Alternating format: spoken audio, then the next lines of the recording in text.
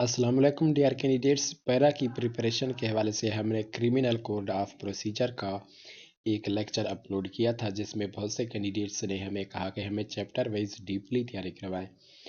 उस पहले लेक्चर के अंदर हमने तमाम चैप्टर के ओवरव्यू एमसीक्यूज आपसे शेयर किए थे। अब हम सेपरेटली उन तमाम चैप्टर्स को डीपली आप लोगों के साथ शेयर करेंगे। आज का हमारा लेक्चर जो है ना 13वां लेक्चर है पैरा की प्रिपरेशन के वाले से। इससे पहले हम ऑलरेडी बहुत से लेक्चर्स अपलोड कर चुके हैं। प्ले लिस्ट में से आप सब वो तमाम लेक्चर्स भी देख सकते हैं। तो CRPC 1898 का जो चैप्टर नंबर 8 है, जिसका सेक्शन नंबर 154 डील्स करता है recording of FIR first information report by the police. ये MCQs में पूछ सकते हैं। इसके बाद section number 156 grants police powers to investigate cognizable offences without a magistrate's order। इसके बाद section number 157 deals with the procedure for the investigation of a cognizable offence। Dear candidates, ये सेक्शन जो दिए गए हैं, ये जो डील्स कर रहे हैं, इनसे मुतल्लिक MCQs पूछ सकते हैं। आप सब जो है ना इस लेक्चर को जो है ना एहतियात से सुने। इसके बाद हमारे पास section number 160 allows the police to summon any person to appear for investigation. इसके बाद जो हमारे पास सेक्शन है चैप्टर नंबर 8 के अंदर, और section number 165 provides police officers the power to search premises without a warrant in certain conditions. इसके बाद सेक्शन नंबर 161 में दिया गया है कि empowers the police to examine witness. इसके बाद section number 162 limits the use of statements made by witness in police custody for trial purpose. इसके बाद क्रिमिनल कोड ऑफ प्रोसीजर के अंदर जो सेक्शन नंबर 41 है authorises police officers to arrest individuals without a warrant in cases of cognizable offences.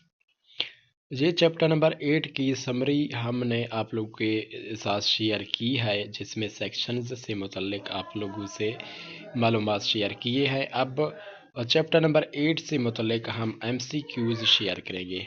What does chapter number 8 of the Criminal Code of Procedure 1898 primarily deal with? इसका जो right option है हमारे पास B, information to the police and their powers to investigate. Which section of the chapter 8 of CRPC empowers the police to investigate without the permission of magistrate in certain cases? Right option है इसका section 156। जैसे कि मैंने अभी detail में आप लोगों को तमाम सेक्शंस के ओवरव्यू पढ़ के आप लोगों के साथ शेयर की है। मैंने कहा था कि उन सेक्शन से रिलेटेड MCQs आएंगे। आप सब देख सकते हैं कि MCQs नंबर 2 भी इस किस्म का आया हुआ है। Under section 154 of criminal code of procedures 1898 who is responsible for according the FIR first information report. इसका जो राइट ऑप्शन है the police officer. According to section 157 of CRPC, if a police officer believes that a cognizable offence has been committed, he must file an FIR and investigate। Option D इसका right option है।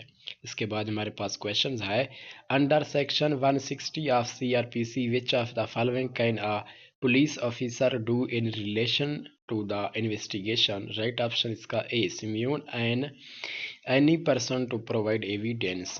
According to section 165 of criminal code of procedure, when may a police officer enter and search a property without a warrant? इसका right option है C, when there is an imminent threat of destruction of evidence। Section 158 of criminal code of procedures deals with the power of the police to do which of the following in relation to an investigation? Option A, submit a report to magistrate। right option है। What is the purpose of section 161 of the criminal code of procedures? right option है इसका option B, to examine witness। Under section 162 of CRPC, what is the restriction placed on statements made by witness during an investigation? Option B, they cannot be used in court as evidence unless made under oath. Last question है chapter number 8 के हवाले से। In case of cognizable offences a police officer is authorized to arrest a person without a warrant under which section of criminal code of procedures? Section number 41। Dear candidates, chapter जे 8 आप लोग के साथ मैंने share किया है। Criminal code of procedure 1898 के अंदर तमाम चैप्टर से रिलेटेड हम डेली बेस पे आप लोग के साथ लेक्चर शेयर करेंगे।